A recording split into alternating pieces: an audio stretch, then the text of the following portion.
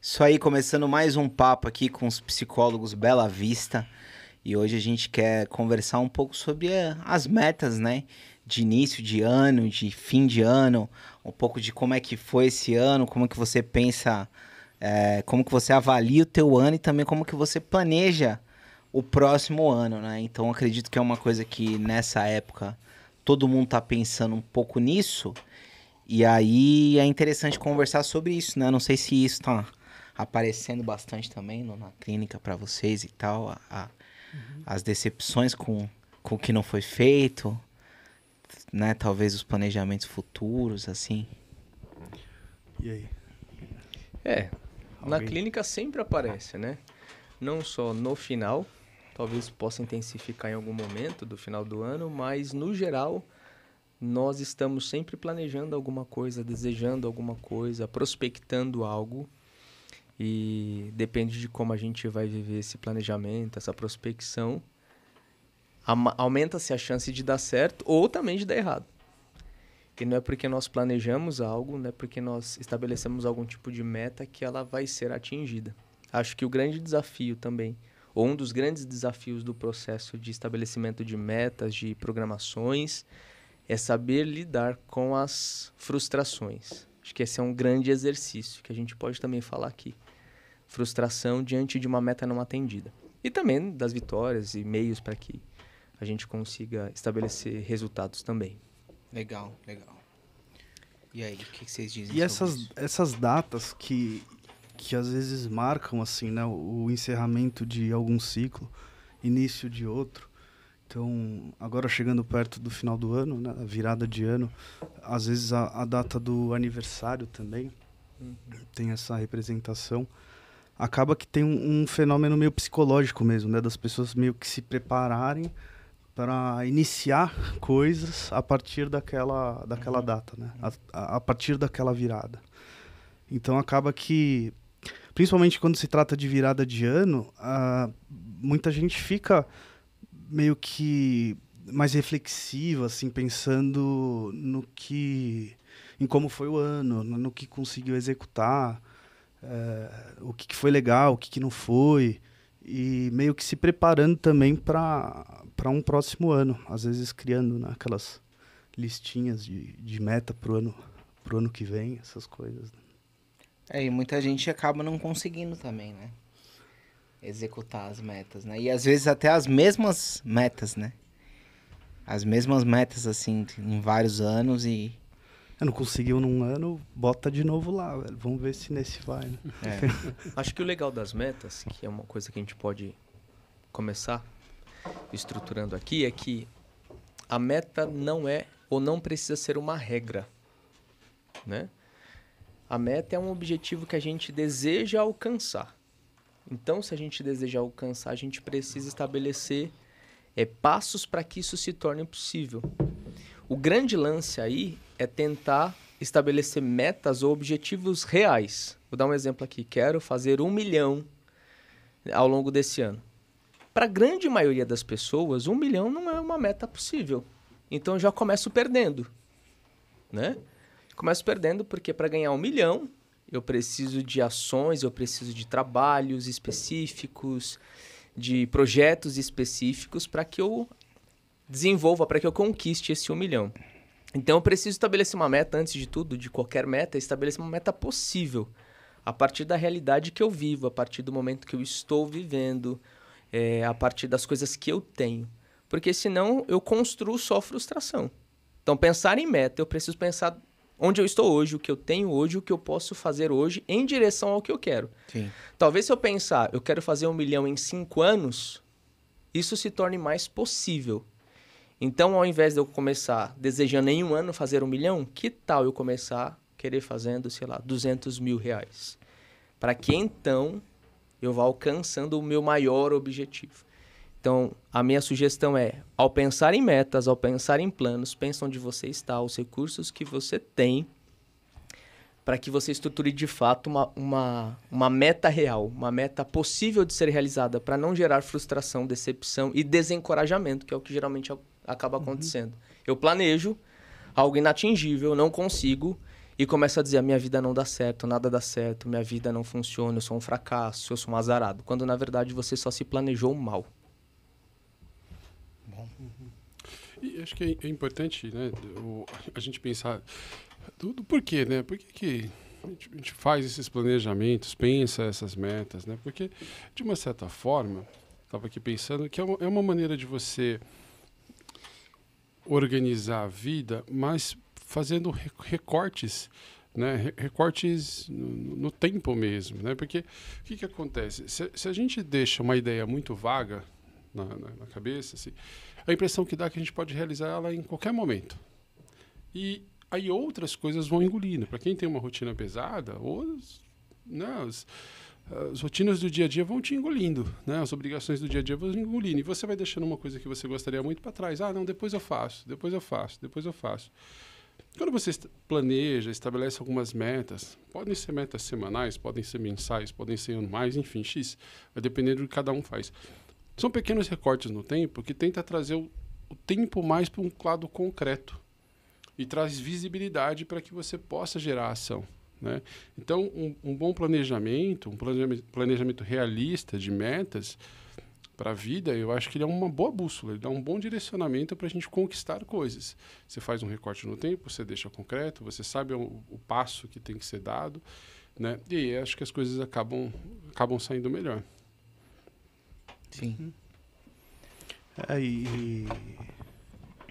Eu tava ouvindo o Leandro falar, né, de não se proteger, né, dessa frustração, estabelecendo meta mais atingível, mais alcançável, né, mais realista. E o Homero falando desses recortes que são, no fim, essas divisões, né, de grandes objetivos em pequenos objetivos. Às vezes o que acontece, que é muito comum até nessa época do ano, né, das pessoas, às vezes, por uma questão de estarem assim, com algum aspecto da vida abandonado, e aí surge uma frustração, um desespero mesmo, que às vezes faz com que a gente estabeleça um objetivo assim de resolver aquilo de um jeito meio que radical, né? Então virou o ano, cara, dia 1, aí eu começo a atacar, né, esse problema aqui de todos os lados e com toda a minha força, e aí eu preciso resolver logo isso, porque isso está há tanto tempo abandonado que é urgente. E aí esse senso de urgência e esse desespero, ele acaba se tornando meio que inimigo do processo, né? Porque no final das contas, se a gente pensar em alguém que tem uma parte da vida que está abandonada, né? Uma pessoa que, por exemplo, o autocuidado está totalmente abandonado. Autocuidado abaixo de 0, negativo, né? E aí ela quer ir pro, cara, 100%. Pro 100% do autocuidado. Se tá negativo, talvez você tenha que chegar no 0 primeiro, para depois ir pro 1, pro 2, pro 3. Então é muito difícil alguém que tá com autocuidado todo abandonado, no dia seguinte começar a fazer atividade física regularmente, mudar toda a alimentação, corrigir a rotina do sono, sei lá, escovar o dente depois de toda a refeição. Às vezes essa pessoa precisa eleger uma parte mesmo, uma pequena meta dessa grande meta, e atacar aquilo. Então, assim, autocuidado negativo, cara, eu vou criar o hábito de passar fio dental, velho, começar daí.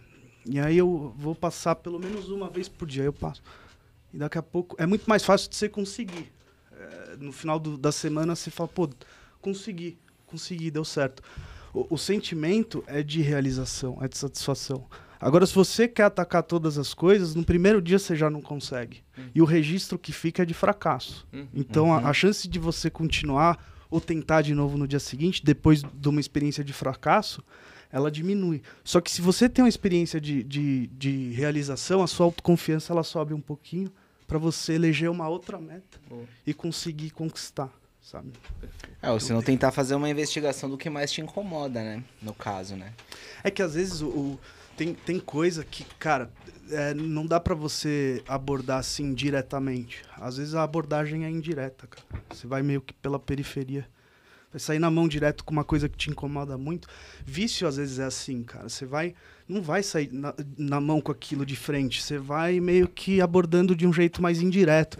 Você cria um bom hábito aqui, daqui a pouco você faz uma outra coisa aqui, daqui a pouco você tá mais forte pra essa briga mais direta, sabe? Entendi. A gente estava falando do método SMART, né, para criação de meta. E aí o que eles falam que a meta ela tem que ser específica. Isso. No caso de que muitas vezes a pessoa tem uma meta, mas ela nem sabe explicar muito bem, né, essa meta, né? Mensurável, que é tipo nessa ideia, né, de em quanto tempo eu preciso realizar isso e tudo mais. Atingível, que é essa ideia de não escolher uma meta que é muito acima, né? Realista e temporal, né? Então é o que eles sugerem. É uma estratégia. E é legal o que o Fê tá falando, né? Às vezes a gente precisa não começar daquilo que mais me incomoda, mas daquilo que é mais possível. A gente, quando atende no consultório, né? As pessoas geralmente elas chegam muito quebradas. Eu quero encontrar uma namorada. Quero encontrar um parceiro. Eu não posso garantir que a pessoa vai encontrar alguém. Mas a gente pode trabalhar aspectos que favoreçam que isso aconteça. Por exemplo, qual que é a imagem que você quer passar para essa pessoa? Vamos cuidar um pouco mais do seu aspecto físico? Vamos se vestir de um jeito que você se torne mais atraente? Por exemplo. Legal, comecei a mudar o meu estilo de apresentação. Vamos melhorar o seu repertório? Vamos ler alguma coisa? Vamos conhecer coisas para que você tenha conteúdo para trocar? À medida que a gente vai avançando nisso, você aumenta a chance de algo se estabelecer, de um relacionamento acontecer. Porque eu estou me vestindo melhor, estou me cuidando mais, eu estou me tornando, sei lá, com repertório aumentado, me comunicando bem, trabalhei o meu humor. Eu estou me tornando alguém agradável. Sim. Isso aumenta a chance de eu encontrar alguém. Dentro do processo terapêutico, então, a gente não pode dizer, vamos trabalhar para você encontrar um namorado. Não. Isso não é um objetivo terapêutico. A gente pode trabalhar aspectos que favoreçam encontrar alguém. Então, a gente começa desses lugares, talvez sejam mais fáceis. Começar a frequentar lugares que tem mais pessoas. Justamente. Não, então vamos começar. Vamos sair correndo atrás de alguém. Não, vamos começar antes, né? De um lugar mais tranquilo. Até porque, às vezes, isso que mais incomoda a pessoa é, no fim, um tipo de consequência dessas outras faltas. Então, uma pessoa que não... O autocuidado, por exemplo, não tem autocuidado, uma pessoa que não consegue cumprir assim com que nada do que se propõe ela faz, uma pessoa que vai, no fim, ficando cada vez mais insegura, a autoestima diminui, a autoconfiança lá para baixo. Só que aí a queixa dessa pessoa, assim, eu não consigo encontrar alguém, eu não consigo me relacionar, eu tenho só assim, experiência de fracasso nesse contexto da vida amorosa. Mas às vezes é atacando esses outros aspectos da vida, assim, que indiretamente, né, é incrível isso, que de repente a pessoa vai começando a ter experiências positivas. Mas não é porque ela foi abordar ali, né, aquilo que mais está incomodando, é porque agora ela está mais autoconfiante, porque agora ela estabeleceu ali um objetivo e ela está conseguindo cumprir com aquilo, porque agora ela de repente criou um hábito novo que no fim torna ela também mais interessante. Um hobby. Enfim, um hobby, essas coisas. E aí acaba que indiretamente, né, aquilo que mais perturba também é resolvido, assim, né? Ou é abordado, né? De um jeito indireto. O que eu fico pensando só é... A pessoa tem que fazer esse processo de racionalização, né? Porque quem se sente muito acabado, se falar para o cara, pô, resolve esse ponto aqui, ele precisa acreditar nisso, né? Muitas vezes ele vai pensar, pô, mas fazer isso eu vou continuar ainda do jeito que eu tô, né? Mas, cara, eu vou contar um exemplo meu do cigarro, né? Cara, que foi uma luta difícil. Por muito tempo brigando, perdendo, mas muitas vezes abordando de um jeito meio direto. Cara, vou parar e vou, meter um adesivo e vou vou ficar sem. Aí chegou uma época que eu desencanei, cara. Desencanei. Mas eu comecei a praticar esporte, eu comecei a escalar, né? Na época que eu comecei a escalar. Aí eu comecei a querer fazer um pouco de musculação para fortalecer lá o músculo, melhorar meu desempenho na escalada. Chegou um tempo que eu vi que assim, que eu não tinha fôlego, mas muito por conta do cigarro. E aí foi muito mais fácil, foi quando eu decidi, não, agora acho que é hora de abordar isso de um jeito mais direto. Só que depois de ter conquistado outros territórios, assim, e que me tornaram muito mais seguro, muito mais forte para enfrentar e conseguir. No fim eu consegui ficar sem fumar, mas foi um processo mais ou menos assim, de desistir de brigar de frente. Cara, vou lá, vou escalar, vou fumar um cigarro depois. Aliás, vou parar no meio pra... Beleza. E ia, cara. Mesmo assim eu ia. Até que chegou uma hora que eu falei, não, acho que agora tá incomodando, agora tá incompatível. Você vai criando outros valores durante esse processo. E, de repente, aquilo já não combina mais. Fala, não, acho que eu preciso abandonar. Beleza. Sim. Tem coisa que a gente, no fim, aborda assim. Por exemplo, tipo a coisa do emagrecer, né? Acho que é uma das metas que a maioria das pessoas colocam, né? Perder alguns quilos e tal. E muitas não alcançam o objetivo, inclusive chegam até com quilos a mais no final do ano, né? O que vocês acham que acontece na prática, assim? Por que é tão difícil essa conquista do emagrecimento? Acho que é uma resposta muito abrangente. Mas eu começo dizendo que todo comportamento cumpre uma função. A pessoa sabe que se comer demais ou comer errado vai impactar o objetivo dela no emagrecimento. Ela sabe, não é falta de conhecimento, certo? Sim. E por que ela continua comendo? O comportamento cumpre uma função. E a gente pode pensar em diversas possibilidades. Como, por exemplo, ela é uma pessoa muito ansiosa. Né? Se eu sou muito ansioso, eu preciso ou eu quero me livrar disso. E uma das formas possíveis, e não significa que seja melhor, e não é comendo. Alivia um pouco, né? Alivia. Naquele momento, né? Alivia. Então ela sabe que ela não deve comer, mas diante da ansiedade, o comportamento que ela escolhe lidar com a ansiedade é comer. E aí ela não consegue atingir o seu objetivo. Isso vai deixá-la mais ansiosa. E aí ela vai comer. E aí fica nesse ciclo interminável de tentativas. Na verdade, a gente precisa, então, construir outras formas de enfrentamento, entender qual é o papel da comida na nossa vida, entender que nem tudo a gente precisa resolver, ou que nada a gente precisa resolver comendo, a gente pode encontrar outros jeitos de lidar com isso. Mas não é um processo fácil, né? Porque mudança não é fácil. Né? A gente ouviu o Fê falando agora, não é fácil. E se a gente perguntasse para ele, Fê, você sabe que fumar cigarro faz mal? É óbvio que ele sabe. Mas por que a gente faz isso? Por alguns motivos. E ele encontrou outras razões para não fumar, como, por exemplo, praticando atividade física. Então, a meta, né, ela precisa ser compreendida como algo mais abrangente. Por que eu faço o que eu estou fazendo? Que papel que esse comportamento está cumprindo na minha ação? E aí ele foi encontrando outras formas de lidar com isso. A pessoa que luta contra o peso precisa encontrar quais outras armas ela precisa adquirir ou desenvolver para lidar com esse objetivo, que é emagrecer. Então, eu acho louco isso, assim, por causa que todo mundo sabe como emagrecer, né? Que é o que você falou, não é falta de conhecimento. Todo mundo muitas vezes conhece até as dietas, os exercícios, mas muita gente não consegue, inclusive o número de obesos no Brasil só aumenta. No mundo. No mundo, só aumenta. Tirando, acho que, fatores biológicos, enfim, às vezes a pessoa tem um caso de hipertireoidismo que dificulta o emagrecimento. Mas tem muitas situações que as pessoas sabem como fazer. Né? A gente pode falar sobre, preciso emagrecer, estou obeso, preciso emagrecer. Ou a gente pode falar de procrastinação, que é algo muito comum. Mas, em geral, por que as pessoas não conseguem? Porque, num primeiro momento, acho que passa por um olhar um pouco mais profundo, que é entender... Sei lá, vamos pegar o exemplo da procrastinação. Procrastinação, ela é uma consequência, é um sintoma de uma desregulação emocional.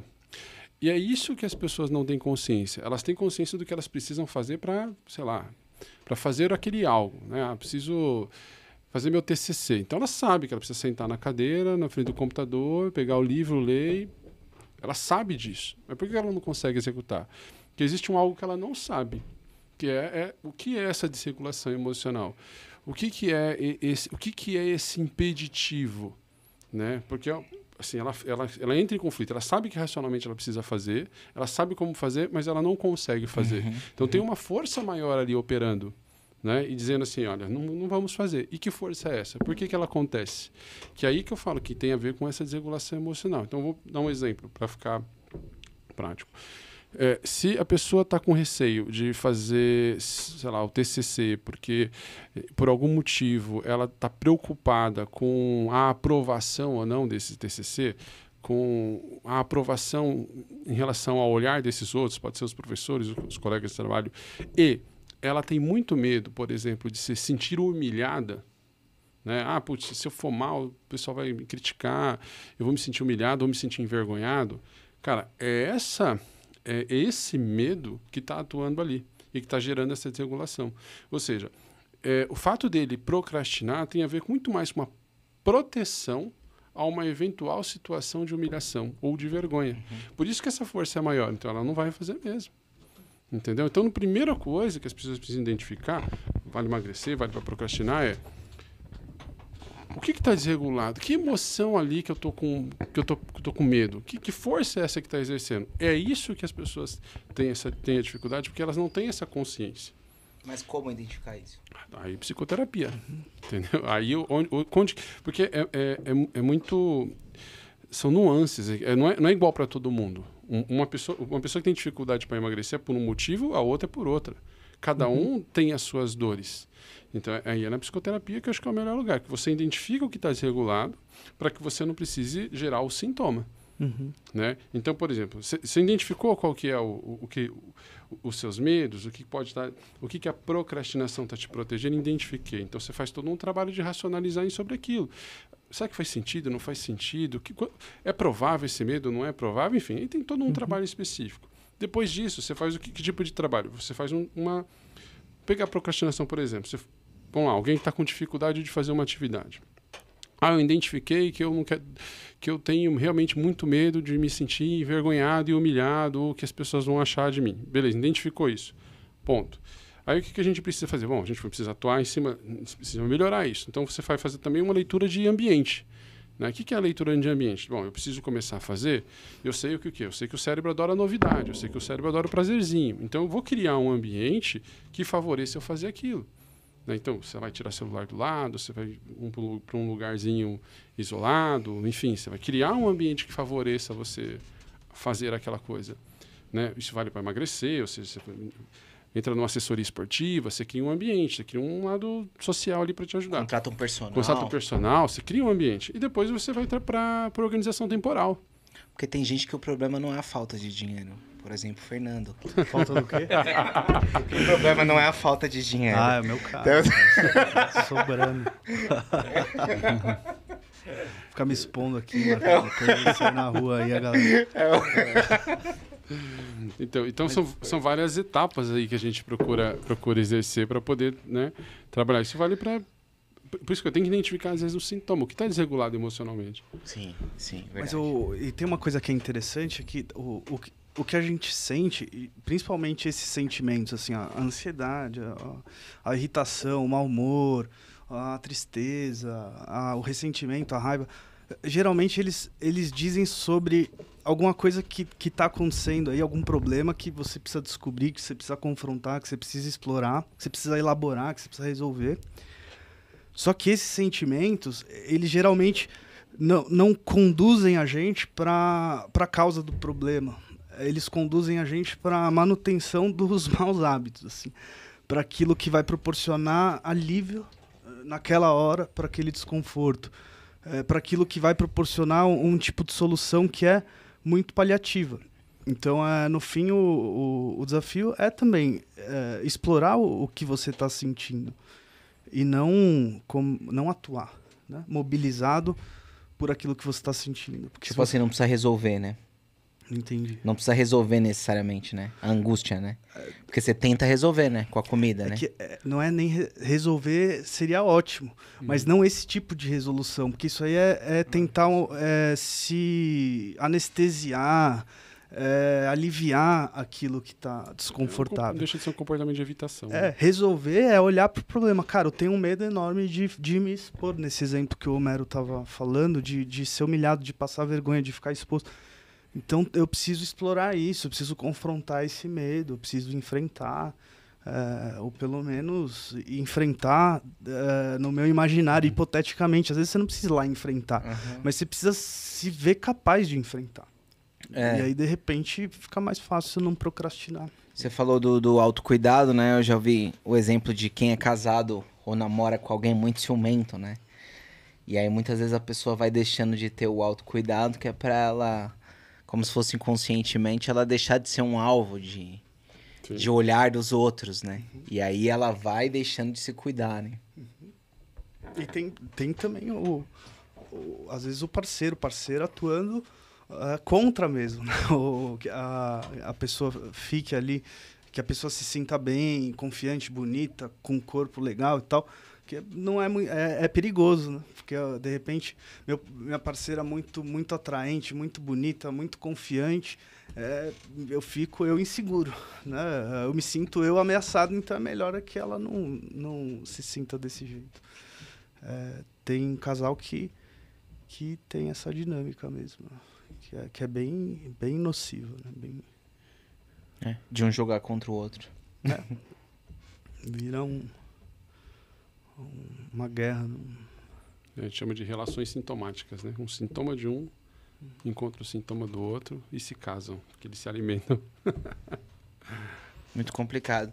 E como vocês acham que tem que fazer essa avaliação, no caso, já que a gente está no final do ano, de se o ano foi bom, se não foi, assim, qual seria o conselho sobre isso, assim? Subjetivo também, né? Porque o que é bom para mim pode não ser bom para o outro, mas enfim, talvez o que faça sentido para reflexão é avaliar o que você realizou, o quanto você se aproximou dos teus valores, o quanto você construiu daquilo que faz sentido para você, até mesmo daquilo que você não construiu, mas que você identificou como uma oportunidade de mudança. A vida é desafiadora para todo mundo, né? Acreditar que eu estou 100% satisfeito é doideira. Ou eu só serei feliz quando eu atingir todas essas coisas é doideira também. Olhando pra gente, né? Talvez em alguns lugares nós tivemos bons resultados, ficamos satisfeitos, outros nem tanto, outros nós ficamos decepcionados e a gente vive esse misto de alegria e descontentamento, satisfação e insatisfação. Mas mais do que a gente ficar, entre aspas, perdendo o tempo se lamentando o que não deu certo, é o que eu posso fazer para que essas coisas de alguma forma sejam mudadas, né? O pensamento negativo nesse sentido, né, de invalidação, desvalor, eles não acrescentam quase nada na mudança. Eles nos mantêm paralisados, né, desacreditados. Então, perceber que não fez algo direito, ok, acho que cabe ficar triste, insatisfeito, mas eu preciso de um próximo passo, né? Beleza, não deu certo. O que será que eu posso fazer aqui? O que eu posso acrescentar isso aqui? E não ficar gastando muito tempo se lamentando, porque a ruminação do pensamento nos rouba da vida, né? A ruminação ela aumenta a nossa insatisfação. A ruminação nos deixa mais tristes. E, de modo prático, não presta para nada. Boa.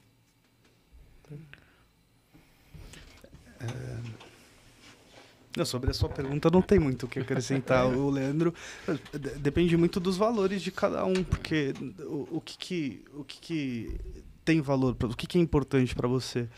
E aí é a partir dessa lente, né, que as pessoas costumam avaliar se o ano foi assim um ano bem-sucedido. Bem-sucedido, sucesso, né? Então, sucesso é uma coisa que não tem um significado que é universal. Sucesso, para mim, pode significar uma coisa, para você outra, para eles outra. Então tem isso, né? Quais eram suas expectativas, né, para esse ano? Às vezes o trabalho começa por fazer isso que o Fê falou, de você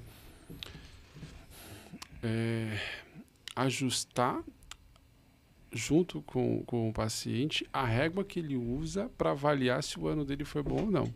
Porque muitas vezes essa régua tá desregulada, assim, ele sabe, o negócio é para medir em centímetros, ele está medindo em metros, assim, aí vai dar ruim, né? Porque geralmente os parâmetros que as pessoas usam, eles são, vamos dizer assim, parâmetros que a sociedade, de uma certa forma, valoriza. Então, é associado o que é um sucesso? Se eu ganhei mais dinheiro, se eu fui promovido, sei lá, se eu emagreci, se eu viajei. Tipo, às vezes são esses tipos de coisas que as pessoas entendem como um ano de sucesso ou não. E pode ser que para determinado momento e para determinada pessoa não é isso.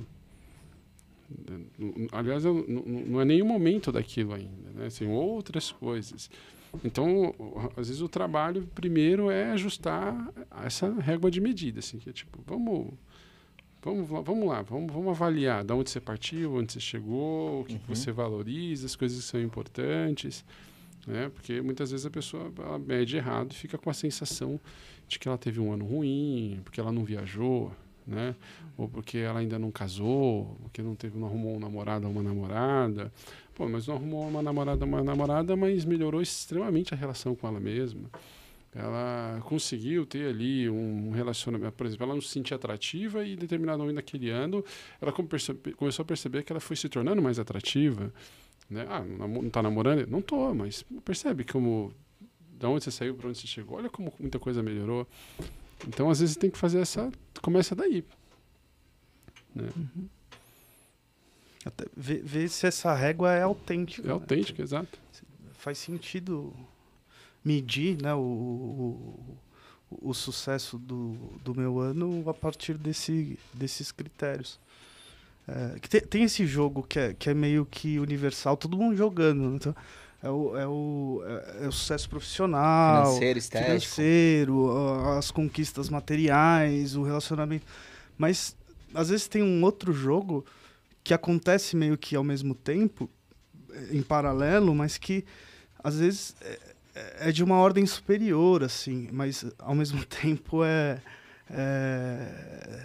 mais importante, que, às vezes, tem a ver com coisas subjetivas, com virtudes, por exemplo, com outras coisas que não se mede pelo que a gente está acostumado a ver, assim, né? Que são os símbolos de sucesso, né? O material, o status da profissão que tem, do cargo que conquistou, essas coisas. Né?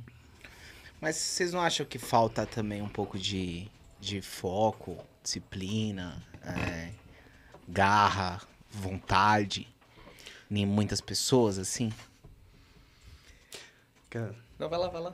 É que eu acho que tem uma coisa que é meio que do nosso tempo, da nossa cultura, que essa ideologia, vamos dizer assim, cara, você tem o direito de ser feliz, sabe? E é importante você ser feliz, você precisa perseguir isso. Só que uma felicidade meio que dopaminérgica, sabe? Uma felicidade que não é muito consistente até. E as grandes conquistas, elas, no fim, durante algum tempo, enquanto você está ali naquela jornada, você não vai estar feliz, não, desse jeito. Não é uma felicidade dopaminérgica, é, na verdade, um compromisso. É dolorido, cara. É sofrido, é sacrifício, é responsabilidade, é você com seu dever, e entendendo aquilo e comprometido com aquilo. E aí a realização vem ali na frente, mas é uma realização mais consistente. Só que essa ideia de que, cara, você tem que ser feliz é meio inimiga de muitas dessas conquistas. Então você entra num relacionamento, cara, e você tem essa ideia de que você tem que ser feliz. Quando a coisa fica feia, você pode ser que não... você é da turma que vai embora. Porque tá me enchendo o saco. Porque, pô, minha mulher tá doente, sabe? Porque, pô, tá me pedindo de eu me divertir. Né? Porque eu não tô conseguindo ser feliz aqui. Se você acha que você tem que ser feliz e seu trabalho não é legal, cara, você precisa mudar de trabalho. Porque não é divertido, não é prazeroso, sabe? Você Não precisa tem ser escorregador no seu trabalho? Não tem, cara, tobogã pra descer de um... E fliperama? Não? salinha da soneca. Então, Exatamente. você precisa sair fora, você precisa ser feliz. Você vai fazer dieta, tá sofrido, cara. Você tem um filho, você tem um dever Só que você tá cansado, você quer dormir, é mais fácil você dar uma tela na mão do seu filho do que, cara, não é mais agora o meu interesse, o meu descanso. Eu preciso cumprir com o meu dever. Só que se eu acho que eu tenho que ser feliz, eu vou lá descansar e dou uma tela, sabe? Tipo, porque assim, pra ser feliz, você meio que não tem que ser feliz, né? Entre aspas, né? É ser feliz de outro jeito, né? Ser feliz, cara, com um propósito, ser feliz com o fato de estar cumprindo com o seu dever, sabe? De estar sendo responsável com aquilo que você se comprometeu, cara. De ser da turma que fica quando a coisa fica feia, sabe? É isso. Os estudos robustos acerca de felicidade, eles contradizem essa lógica, né? De que eu faço o que eu quero e eu serei feliz. Não dá.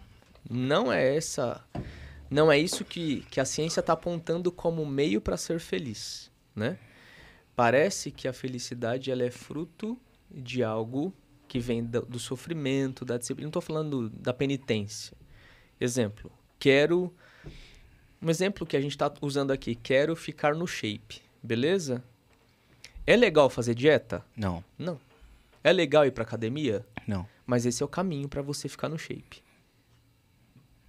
Agora, ficar no shape, apesar dessas coisas, é saudável, é feliz, é gratificante? Esse é o caminho. Felicidade do jeito que as pessoas idealizam, vou fazer o que eu quiser, vou viver do jeito que eu quiser, é a felicidade de um filme. É a liberdade plena, né? É Disneylândia, né? Isso é infantiloide. Viver do jeito que você quiser vai gerar infelicidade, na real, né? Justamente. Mas o que se vive, o que se prega em uma massa é isso. Eu faço o que eu quiser, eu me comprometo do jeito que eu quiser, eu vou em busca do que me faz feliz. Teve um problema no relacionamento, então a gente separa, porque eu não estou mais feliz. Agora, não é melhor resolver o problema do que separar? Não me faz mais feliz. Eu vou em busca da minha felicidade. Vai morrer e não vai encontrar. Vai morrer e não vai encontrar. Eu não estou falando dos casos exagerados de violência, nada disso. Eu estou falando dessa imaturidade emocional diante de um sofrimento, diante de um desconforto. Não estou feliz, eu troco.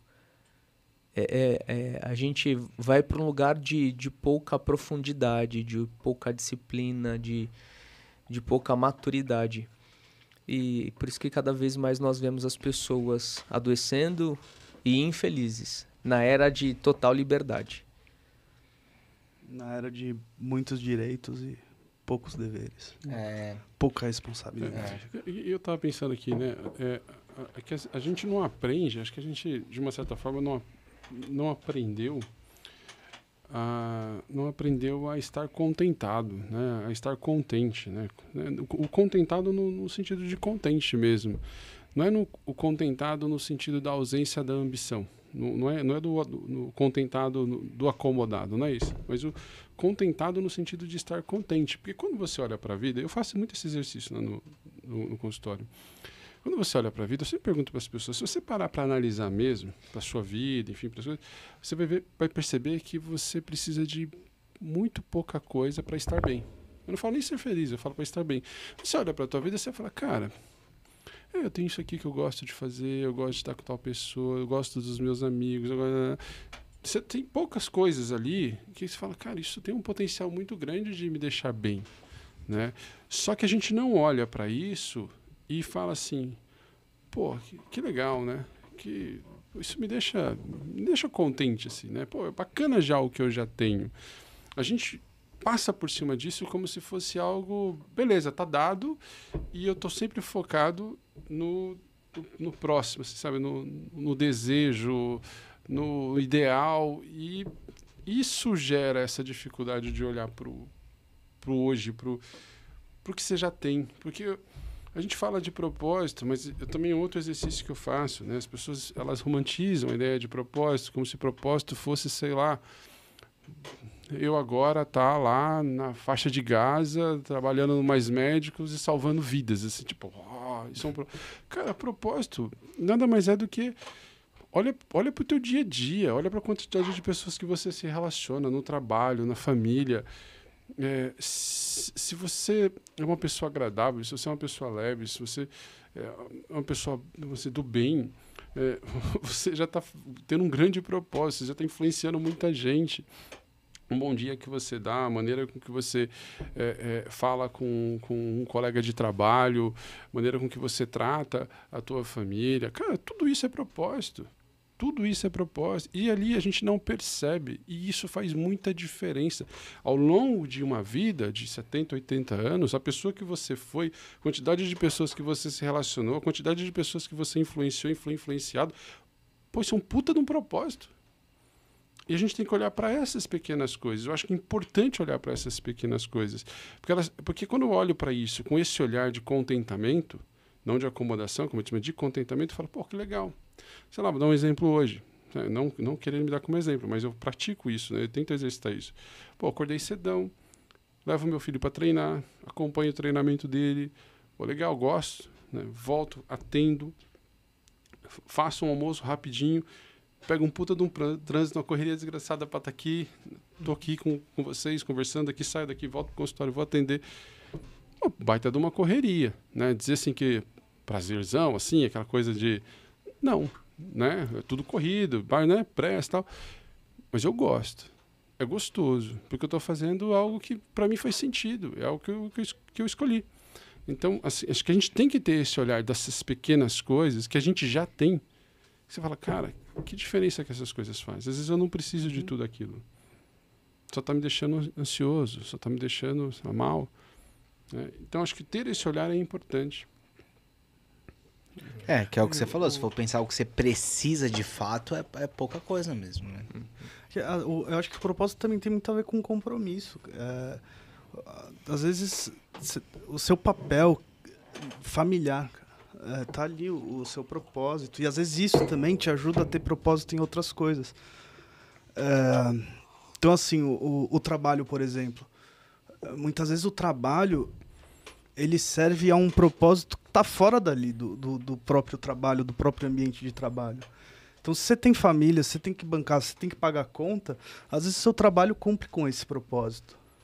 Mas se, cara, para mim, assim, um jeito legal de viver sendo totalmente livre, e às vezes ser totalmente livre significa não ter responsabilidade nenhuma. Aí, de repente, eu tô ali no meu trabalho, mas eu não tenho muito compromisso com nada, com ninguém. E aí eu acho que ali tem que ser muito legal, tem que me realizar, tem que me proporcionar prazer. E aí eu não encontro, aí eu tenho que sair do trabalho. Então, a falta de compromisso, e compromisso é vínculo, também faz com que tudo, às vezes, perca o propósito, o sentido. E aí você faz as coisas esperando uma gratificação aqui e agora. Uhum. Que aquilo me proporcione aqui e agora um prazer, uma realização, uma felicidade. E aí, porque aquilo não serve a outros propósitos fora dali. Sim. Então é melhor romper com aquilo, porque não tá servindo para o que eu queria. Então os vínculos vão ficando frouxos, no compromisso. Então às vezes é difícil aderir a processo muito por conta dessa mentalidade. Porque a dieta, por exemplo, que a gente estava falando disso, né, no começo, a gente foi falando de várias coisas. Cara, é sofrida. É olhar para o seu direito de ser feliz, essa felicidade aí, e abrir mão do seu direito de ser feliz. Tá bom, eu tenho direito mesmo, mas agora eu, cara, não vou usufruir desse meu direito. Eu vou ficar aqui, eu vou fazer esse sacrifício, vai doer. Eu não vou lá, eu não vou sair. Ficar num relacionamento quando a coisa não tá legal, atravessar uma crise, isso significa abrir mão do seu direito de ser feliz, cara. Porque às vezes você cumprir com o seu dever, com o seu papel e com o seu propósito é incompatível com o seu direito, exercer o seu direito de ser feliz. Essa felicidade aí. Então, tem isso. E se a gente está intolerante a essas frustrações, a gente não faz nada, cara, que exige esforço, que exige sacrifício. Eu tava ouvindo e lembrando de uma situação com meu filho, né? Eu tenho 2 filhos e um deles tem 10. E criança. A criança se movimenta, ela está em constante busca de satisfação, de alívio, de brincadeiras, e não tem nada de mal nisso. Mas a gente precisa acompanhar para mostrar que a vida não é só isso, é também isso. E ele estava descendo para brincar na piscina, certo? É um objetivo, legal. Era a meta dele. Vou para a piscina, está 32 graus aqui em São Paulo, vou para a piscina. E a mãe dele diz, filho, você já arrumou a cama? Já arrumou o seu quarto? Não.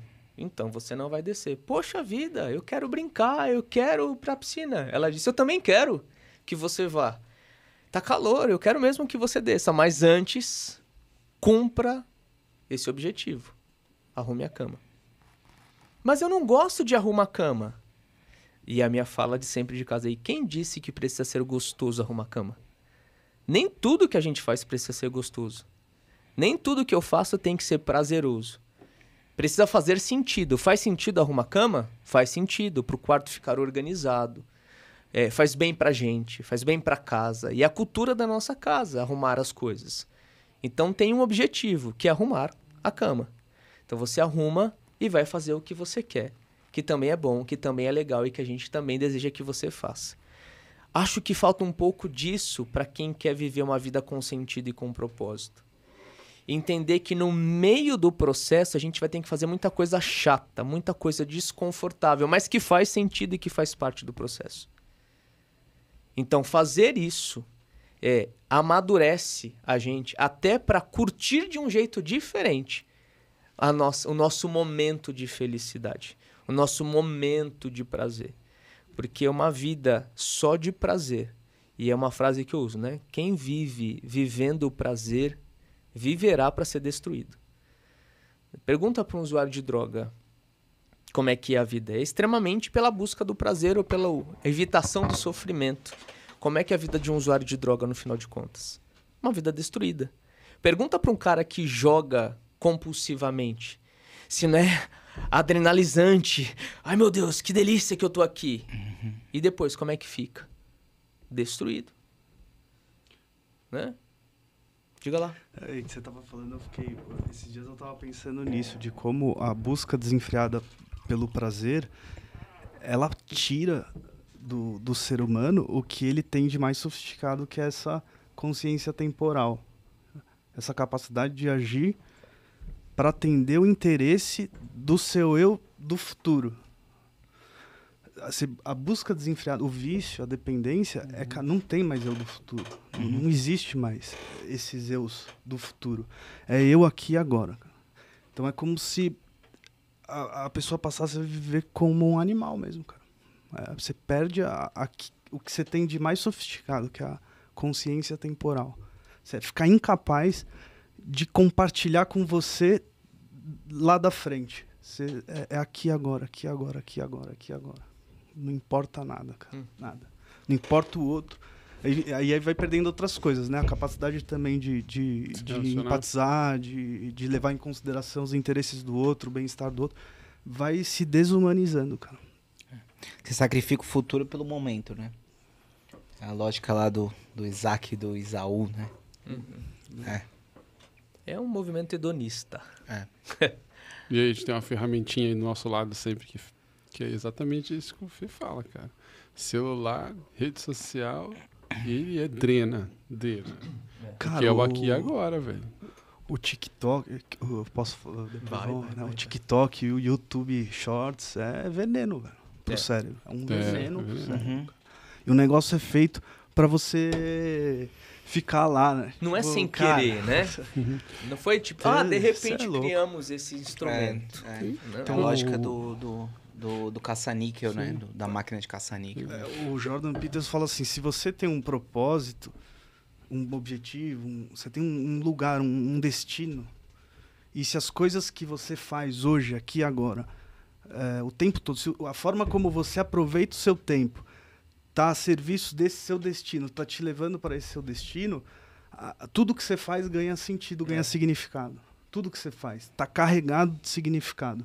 Agora, se você pega o seu tempo, cara, e faz um monte de coisa inútil com ele, você chega no final do dia, a maior parte do seu tempo você assistiu o TikTok. O seu dia tá sem significado, sem sentido nenhum. Você tá indo pra lugar nenhum, cara. Pra lugar nenhum. E é uma... Isso adoece. Você fica...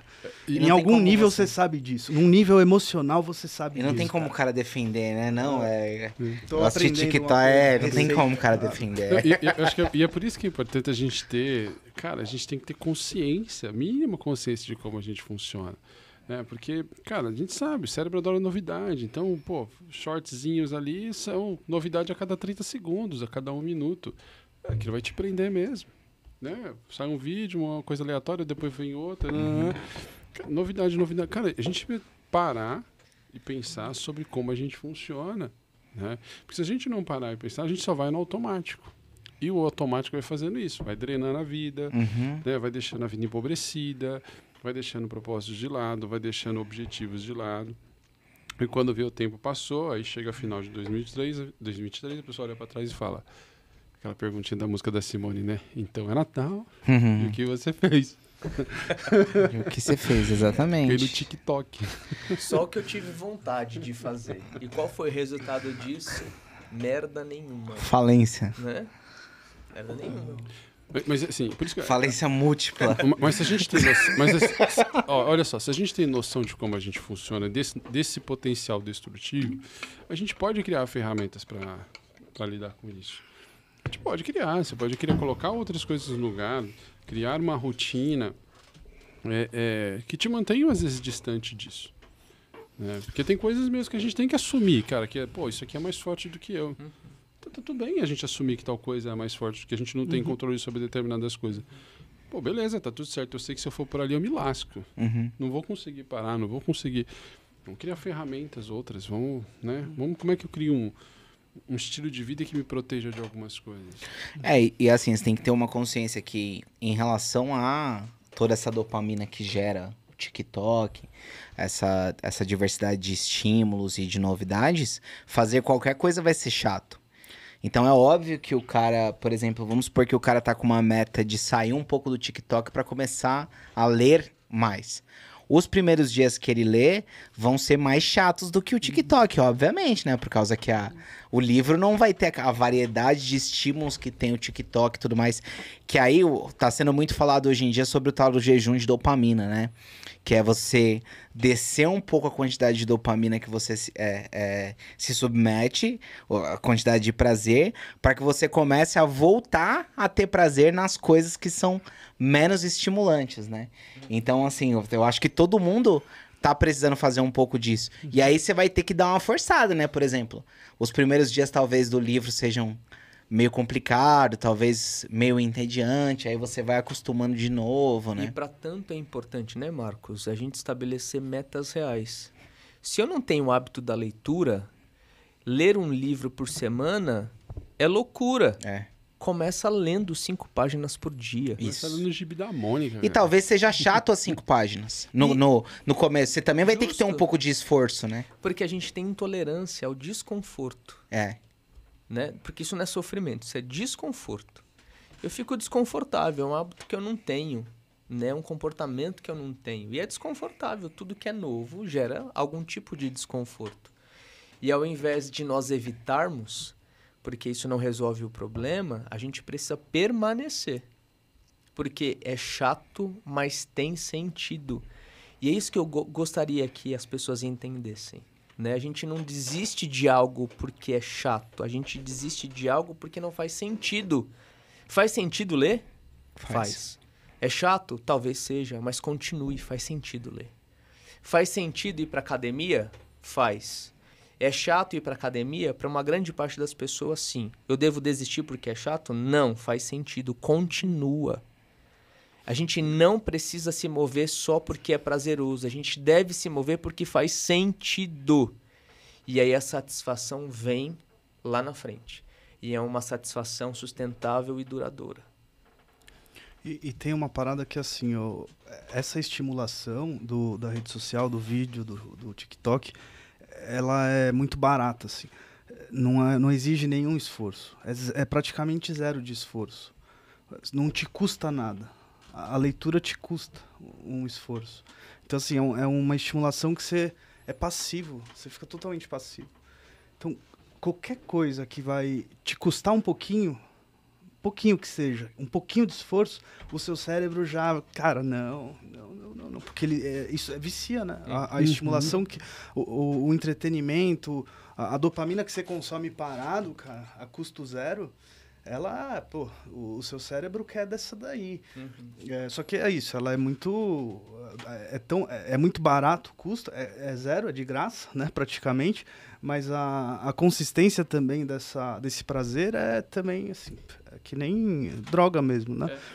Então, qualquer coisa que vai exigir de você o esforço cognitivo da leitura, o esforço físico da atividade física, que não é nem só o esforço de ir lá, porque a atividade física ainda tem isso, que quando você começa e você tá parado, não é só o esforço, é doloroso, você começa a ter dor, cara, é desconfortável, você não consegue fazer, então tem que superar isso, e aí você tem ainda um prazer que no começo tá mais relacionado ao fato de você ter terminado, putz, terminei, cara, tirei da frente, aí é um alívio do desconforto que você teve enquanto fez. Só que se seu cérebro está viciado nesse prazer de baixo custo, essa estimulação muito barata, vai ficar muito difícil. Então, você falou do jejum de dopamina, e isso cara, os estoicos, eles falavam do desconforto voluntário, né, de você ser voluntário. O Marco Aurélio dormia numa esteira, né? Não dormia na cama. Um desconforto voluntário no desconforto. Isso ajuda mesmo o seu cérebro a ficar mais tolerante. Desculpa. Tem aquele livro que eu te falei outro dia A Arte da Guerra. Não, A Guerra da Arte. Não é a Arte da Guerra, A Guerra da Arte. E ele fala uma experiência dele que é bem legal, que ele fala que ele serviu acho que nos fuzileiros. Acho que ele era fuzileiro naval nos Estados Unidos. Ele falou, lá eu tive uma experiência que me ajuda muito, que é ter prazer no fato de ser assim um pobre coitado, sabe? É de gostar disso, de estar lá passando mal perrengue, dormindo mal pra caramba, se ferrando, dorme pouco, come mal. E tinha até uma disputa entre os militares de quem sofria mais, né? Eles, não, Marinha é tranquilo, Marinha tira de letra. Aí eles tinham uma competição e quem ganhava era quem sofria mais, né? Os fuzileiros eram os que mais sofriam, então eles sentiam... Mais mérito. Então. Conheço umas famílias que rola isso, velho. Conheço as famílias que rola isso. Assim, mas é interessante isso. Você, às vezes, aderir a um processo e conseguir ter prazer na privação que você está tendo da dieta, conseguir ficar contente no final do dia porque você não cedeu, de você ir fazer atividade física tá doendo, mas conseguir se sentir gratificado ali pelo fato de estar realmente levando o seu corpo, cara, exercitando o seu corpo. Você tá doendo, mas eu tô vendo que eu tô criando massa, cara. Isso a dor é sofrido, mas eu tenho um prazer que não tem a ver com isso, tem a ver com o fato de estar conseguindo cumprir, né? E essa fala, ela é tão contraditória, né, ao que a gente ouve hoje, né? Faça o que te faz feliz, faça o que te faz bem, na ideia dessa rápida resposta, dessa rápida recompensa. Mas o que eu ia dizer também sobre essa estratégia do celular, né? Ou dessa busca contínua, exagerada, descabida, viciante pelo prazer. As pesquisas mostram, né, que pessoas que ficam muito tempo no celular estão emburrecendo. Sim. Depois de quantos anos foi feita uma pesquisa que pela primeira vez, ou uma das primeiras vezes em que o QI dos filhos é menor do que o dos pais? O que a gente está criando, né? que a gente está formando. E a gente vê isso olhando para os novos profissionais. É cada aberração, é cada descompasso. Não em todos, né? Mas a gente avalia, né? Eu estava conversando com algumas pessoas que estão para se formar e tal, e eu fico pensando no desespero que vai ser daqui a alguns anos o mercado de trabalho, né? E aí eu ouço uma colega que diz que não vai haver concorrência. Se você fizer o que precisa ser feito, já vai ser diferente. Vai ser mais fácil, né? Vai ser diferente. É muito triste. E parte disso se deve a esse discipulado que o celular faz às crianças, aos adolescentes, aos jovens. De ensinar, entre aspas, né? Mas de emburrecer as pessoas. Eu penso que até em questão de saúde vai ser mais complicado, né? Porque as pessoas ficam muito tempo sentadas, né? Sim. E você vê que hoje... Antigamente você não via criança usando óculos. Hoje é o que você mais vê. Por causa que tem muita luz de tela, né? E fica muito tempo nas telas, né? E obviamente prejudica a visão, né? E aí os pais sofrem, né? Porque lá em casa a gente evita ao máximo a tela. Mas a gente acaba sendo o diferente. Mas todo mundo faz, e literalmente todo mundo faz. A gente foi ontem a um restaurante, sem brincadeira, né? Eu olhei ao lado, até filmei. Todo mundo, em toda a mesa, tava com o celular na mão. E ninguém tava se conversando. Tinha até umas conversas, mas eram umas conversas intermediadas pelo celular. Tipo, olha aqui, né? Pelo WhatsApp. E é triste demais um negócio desse, né? Eu sei que a gente sai um pouco da ideia da meta, mas é para mostrar a vulnerabilidade das pessoas que estão em busca de prazer e não de sentido. Né? Por isso que é difícil cumprir meta, porque meta tem muito mais a ver com desconforto imediato do que prazer imediato. Mas que vai te levar para uma satisfação, ou que tende a te levar para uma satisfação, para um contentamento, para uma felicidade mais duradoura. E tem eu tava outro dia, tem a ver com isso, tem nada a ver com meta, acho. Agora foi. Sobre diversidade intelectual, né? Que assim, por exemplo, a tabuada do 9, né? Às vezes as pessoas não fazem do mesmo jeito, né? Tem um que decora, o outro tem uma regrinha. Eu faço, cara, eu faço vezes 10, aí sei lá, eu tenho o meu jeito, tem as regras, tem as técnicas. Hoje em dia, por conta da tecnologia, as crianças estão perdendo a diversidade intelectual, que é essa capacidade de pensar e de chegar num tipo de raciocínio por caminhos diversos. Sabe? Antes é assim, não tem isso. Cada um, cara, cria seu jeito aí de chegar lá, né? Agora, hoje, não. Hoje, a inteligência artificial também, né? Então, vai acabando com essa diversidade intelectual. Tem alguns países nórdicos, né? Lá a galera um passo para frente, né? A gente... Alguns, né? Alguns. Mas já estão abandonando o notebook, o uso da tecnologia na sala de aula para as crianças e voltando, cara, para a lousa. Muito por conta disso. Mas acho que a gente está falando do que atrapalha, né? O estabelecimento e o cumprimento de meta. A gente fugiu do assunto, mas dane-se. Foge do assunto, vamos falar. Não, porque é legal esse papo, né? Porque a gente só consegue ter a dimensão do mal que alguma coisa possa gerar depois que a gente tem um tempinho para olhar em perspectiva, né? E talvez assim, a gente esteja bem naquele meio onde a gente começa a notar que algumas coisas podem ser perigosas, né? O excesso de telas, a questão das IAs. A IA tá aí, que é 1 ano, 1 ano e meio, 2 anos, sei lá, no máximo. Cara, a gente não tem uma dimensão de como que isso vai afetar na vida das pessoas, na capacidade, né, delas realizar. Essa coisa do como que o Fê falou, eu acho que se perdeu bastante. Como é que eu realizo? Quais as formas que eu tenho para chegar ali? Às vezes você dá um prompt lá no IA e ela te entrega pronta. Até construir um posicionamento, assim, de ideia. Será que vai ter o psicólogo do artificial? Vai ter, né? E sabe que isso é uma coisa que eu acho que é interessante? Eu acho que não. Você acha que não? Acho que não. E eu vou dizer por quê.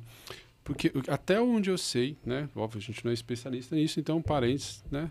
pra gente falar nossas orelhadas aqui, falar nossas bobagenzinhas, porque a gente não é algo que a gente domina. Mas o que eu entendo é que as IAs, elas reproduzem coisas. Padrões. Elas reproduzem.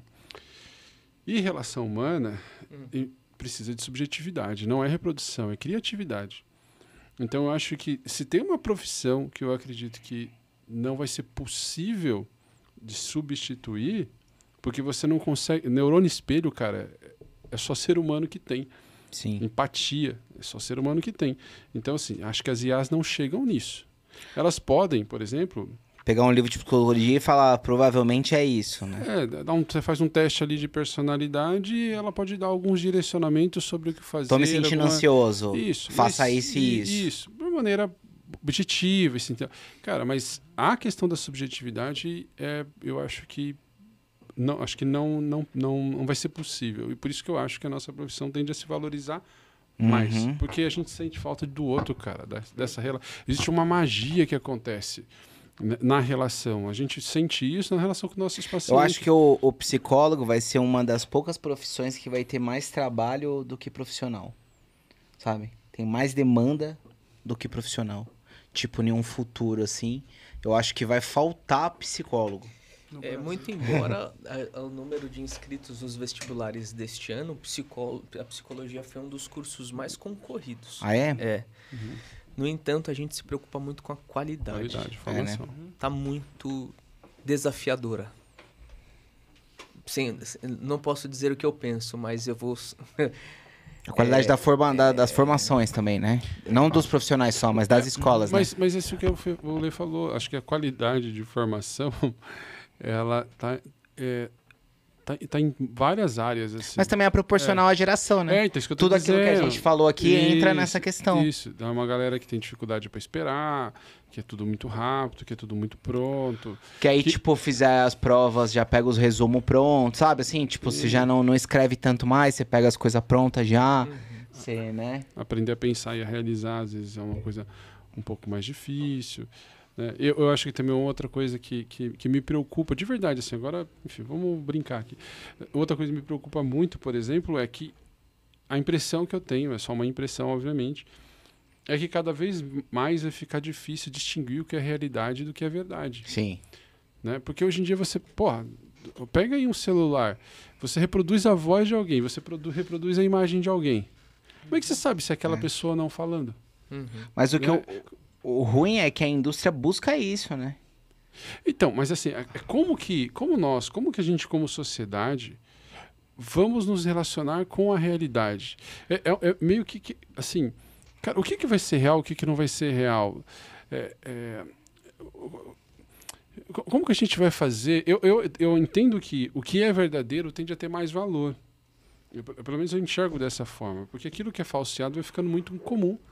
Né? Então, aquilo que é de verdade vai ter mais valor. Mas isso me preocupa. Me preocupa socialmente, porque, por exemplo, você vê lá um vídeo com a voz de alguém e a fala de alguém. E uma reprodução rápida, instantânea, como a internet, como na rede social. Cara, impacta. Né? Até a gente vê fake news aí. Até você...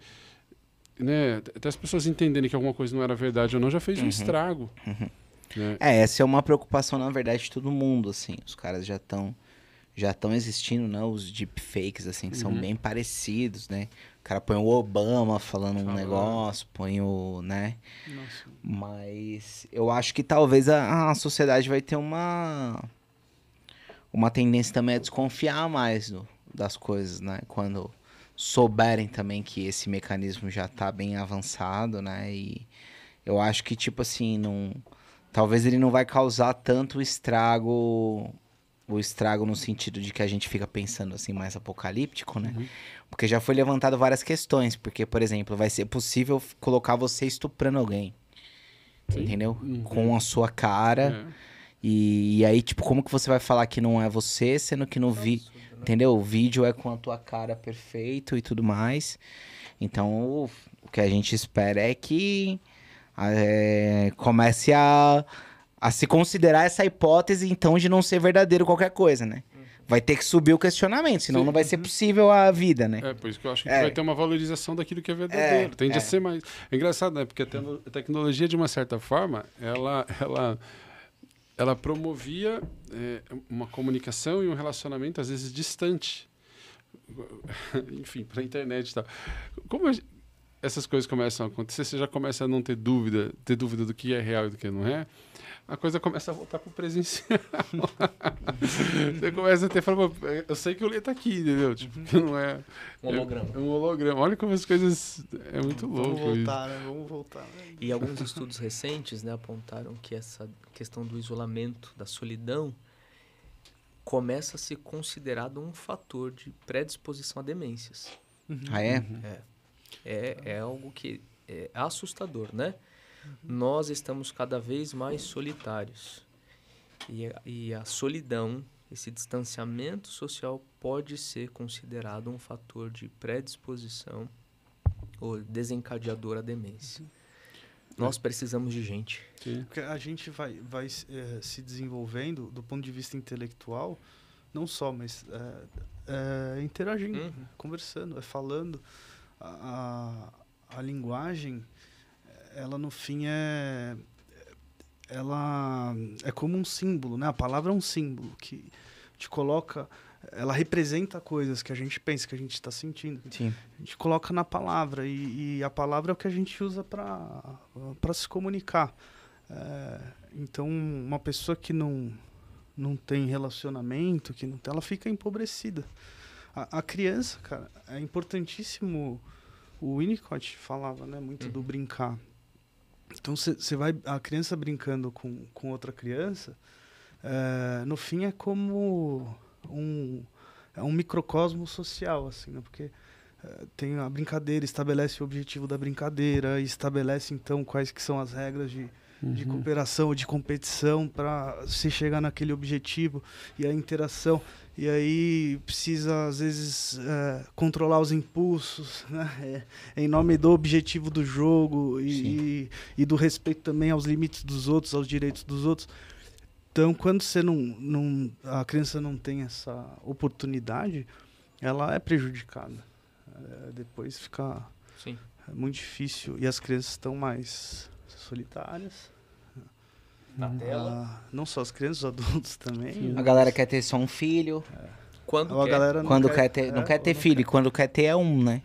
Que aí já não tem a oportunidade de ter um irmão ali, né? Pra brincar e tudo mais.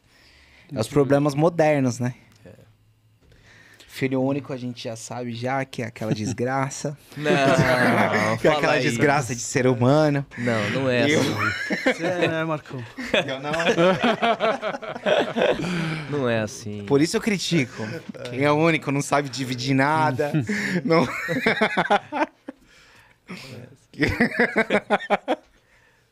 Tem gente boa e tem gente ruim de tudo quanto é jeito. Mas é muito louco. Eu acho que esse lance da solidão... Eu já pensei uma vez sobre isso. Eu acho que daqui a pouco, nos próximos DSMs da vida, acho que solidão vai ser um transtorno. Ah, legal. Porque ele vai se diferenciar de uma depressão. Vai ser especificamente um transtorno. Cara, eu tenho um psicólogo... Eu cheguei a fazer uma entrevista com ele na pandemia... O Nabuco, que ele é responsável pelo setor de vício em internet do Hospital nas Clínicas. Legal. E ele é um cara que, tipo assim, há 10 anos atrás ele já tinha livro sobre esse assunto. Né? Que, nomofobia que eles chamam, né? Que é o medo de estar sem um aparelho móvel, né? E esse cara, você entra no Instagram dele, depois segue ele lá, Nabuco. Ele parece aqueles profetas de filme de ficção. Falando, sabe? Ele alertando os perigos das coisas que estão acontecendo. E você parece assim, parece que ele é um cara louco, assim, que tipo assim, mano, esse negócio que esse cara tá falando não tem nada a ver. Black Mirror. É um absurdo que...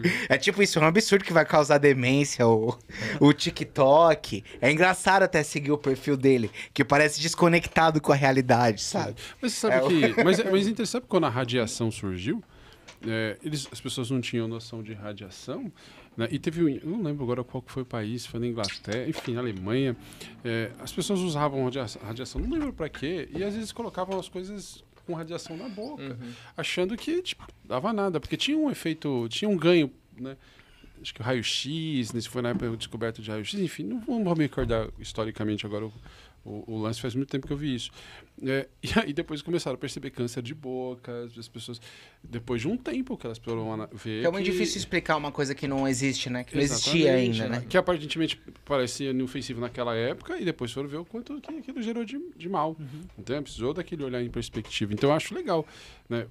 Por mais que você corra o risco de errar muito quando você, né, faz esse tipo de projeção, mas, cara, eu acho que é super válido, né, qualquer tipo de análise nesse sentido. E a gente realmente tem que ficar, tem que ter um olhar crítico, porque é uma mudança muito rápida, cara. Muito rápido. Esse cara, ele tava na galera que fez o Instagram tirar a contagem dos likes. Ele foi um dos caras chamados pra ter essa conversa com a galera do Instagram, sabe? Então, tipo, ele é um cara bem fera nessa área, assim, sabe? Legal. Legal. Pois a meta foi pro saco. As a meta metas. que a gente tinha de falar de meta. Mas eu acho que tudo isso...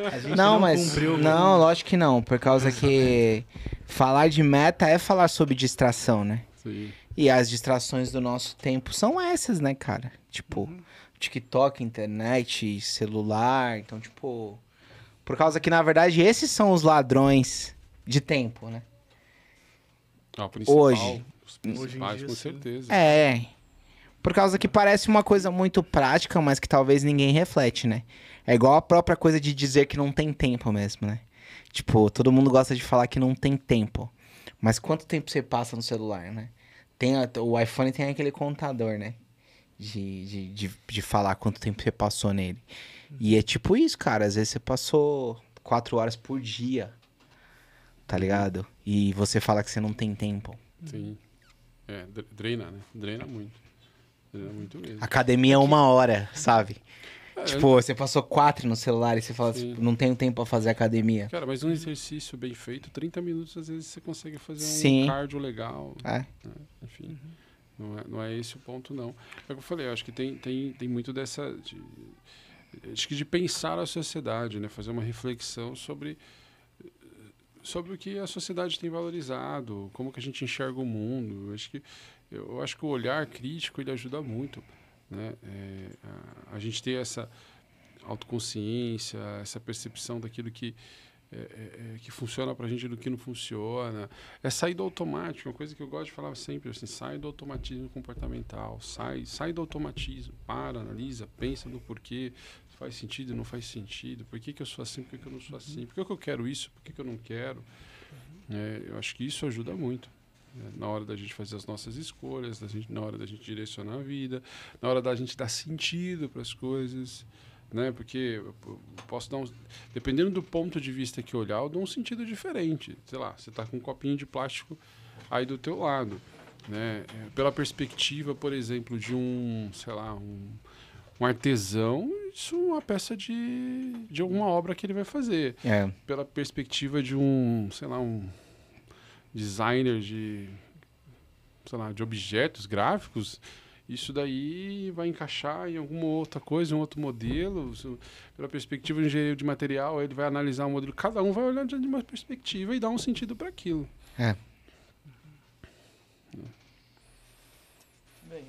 Muitas perspectivas.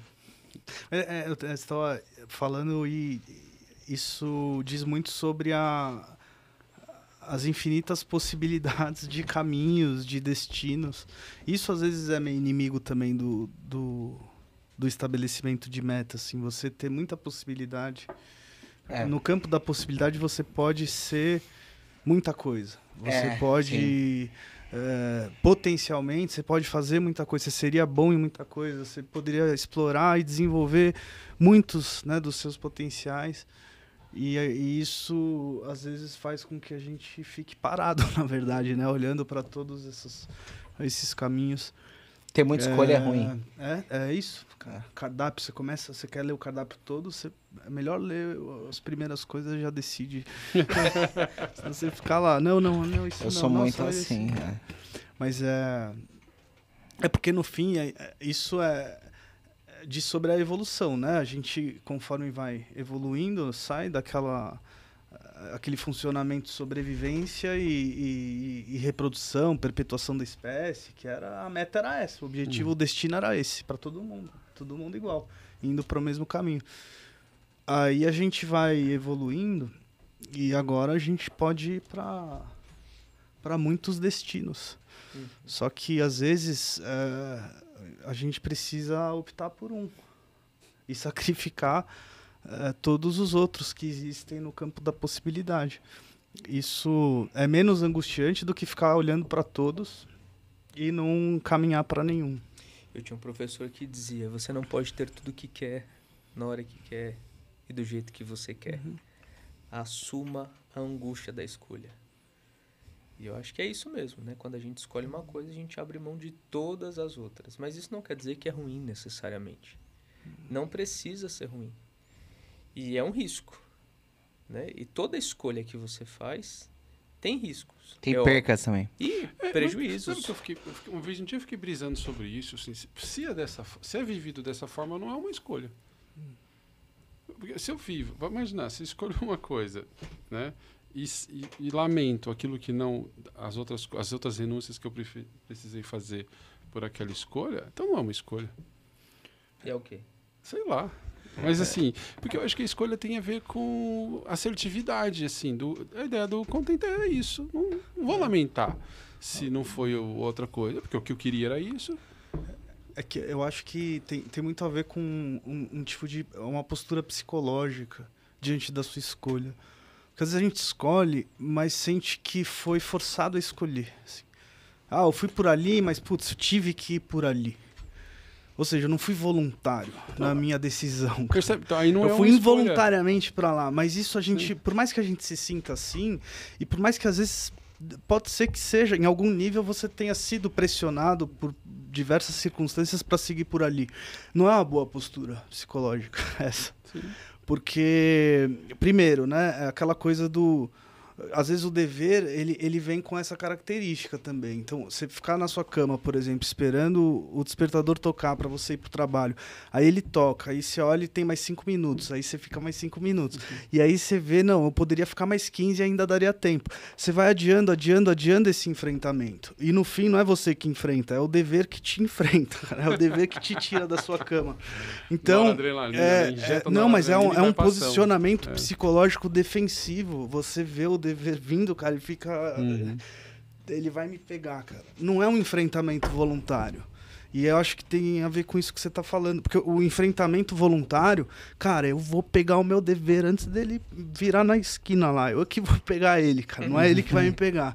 Eu vou acordar cedo, vou pra essa treta, vou pra esse arrebento. Você sai de outro jeito. É que nem onda, né? Você mergulha nela de cabeça, você sai, velho. Sim. É bonito do outro lado.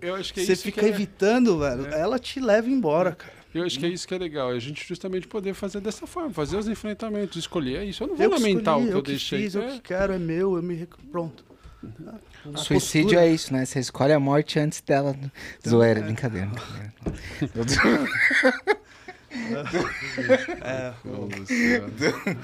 Corta essa parte aí. Vai cortar. Tem algumas partes que a gente vai ter que cortar. Vamos usar cortes. Do quê? O filho único é uma desgraça. Não, mas aí quem tá vendo sabe que é uma linguagem cômica. Quem tá vendo sabe, Vamos pôr um IA pra tirar só a voz do Marcão.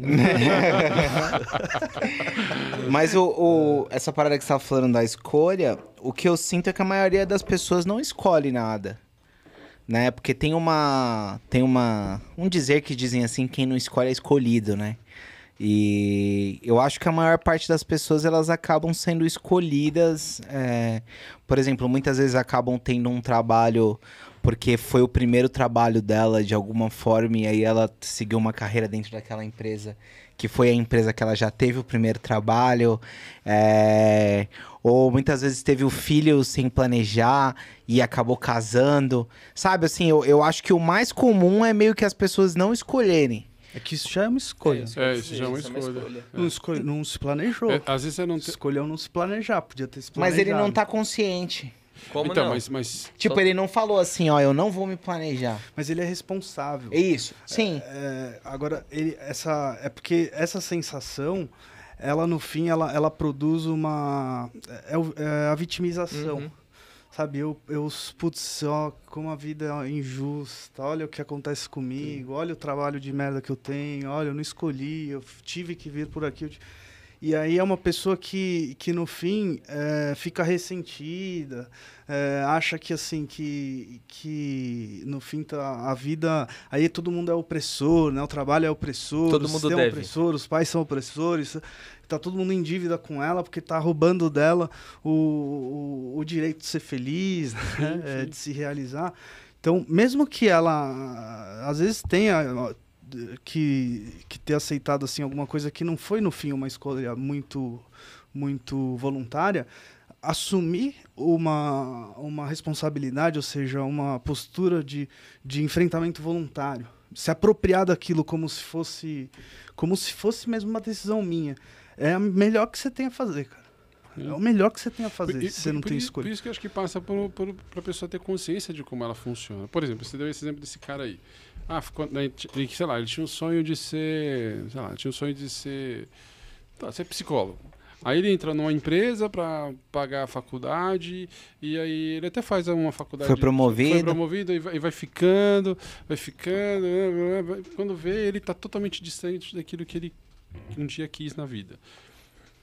Cara, se ele tinha, por exemplo, muito medo de não ter dinheiro, muito medo de ficar desempregado, muito medo de recomeçar, uma série de outras inseguranças, né? Essas inseguranças vão escolher por ele.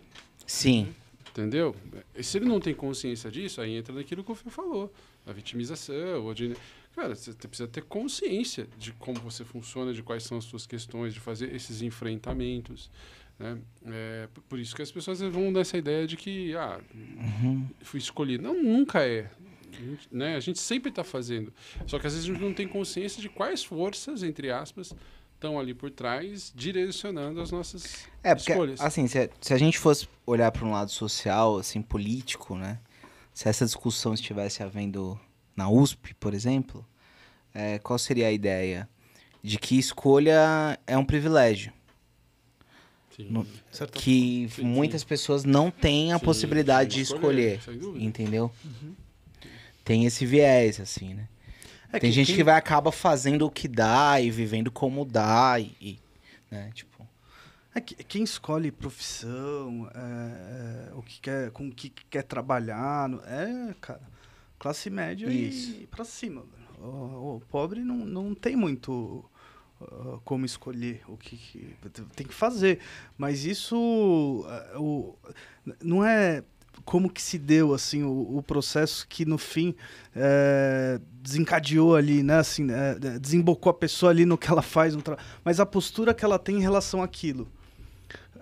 Eu acho que é muito perigoso você você olhar para as coisas dessa perspectiva de que assim você foi conduzido para isso que você tem, para isso que você está fazendo, para isso que você construiu, né? E foi forçado e não tinha opções, porque a sua relação com a sua história, com as suas experiências, com a sua construção, fica muito prejudicada. Você passa a não se reconhecer, você começa aí tem uma ingratidão, às vezes tem assim, aí tem essa vitimização, aí isso no fim um terreno fértil para a pessoa deprimir, ficar ali ressentida. Então, mesmo que às vezes a gente tenha que enfrentar uma situação que a gente não escolheu, por exemplo, a doença. Uhum. Cara, a doença, por mais que você se cuide, por mais que você se alimente bem, por mais que você faça atividade física, a doença te encontra, sabe? Não tem muito como se desviar dela. Só que se você não olha para ela e assume uma postura mesmo de enfrentamento voluntário, coitado de mim, a doença vai te levar, velho. Porque tem isso mesmo, a sua postura diante da doença que você não escolheu mesmo, ela determina muito no sucesso ou fracasso do tratamento, cara. Então, tem isso, você pode escolher como você vai enfrentar, por mais que você não tenha tido muita opção na hora de escolher, cara. Como que você vai fazer, como que você vai enfrentar, como você vai levantar e trabalhar, com que postura? Entende? Tem uma frase do Sêneca, né? Que faz parte da cura o desejo de ser curado. Né? E é muito isso, né? E tem uma outra que eu gosto, que é antes de curar alguém, pergunte se a pessoa está disposta a abrir mão daquilo que faz adoecer. Sim. Muito bom. E abrindo um pouco esse raciocínio, né? Porque a gente está falando, né? O Fê falou do enfrentamento. Cara, é fantástica a explicação que o Fê deu. Mas é que a gente está pensando sempre num lugar individual. Mas se a gente pensa como sociedade, a sociedade também faz escolhas, né? Isso que você deu de exemplo de uma pessoa, sei lá, talvez menos favorecida, ela realmente não vai ter privilégios para fazer algumas escolhas, né? Individualmente falando. Mas a sociedade pode fazer escolhas. Então, a capacidade de acreditar no outro, sei lá, crianças em situação de vulnerabilidade. Cara, pode ser que aquelas crianças, por elas mesmas, elas tenham muito menos opções de escolhas pela própria condição. Mas coletivamente, como sociedade, nós também podemos escolher esses enfrentamentos que o Fê falou de uma maneira coletiva, que é oportunizar, que é você dar condições para que cada vez mais elas cresçam e tenham essas condições de fazer melhores escolhas.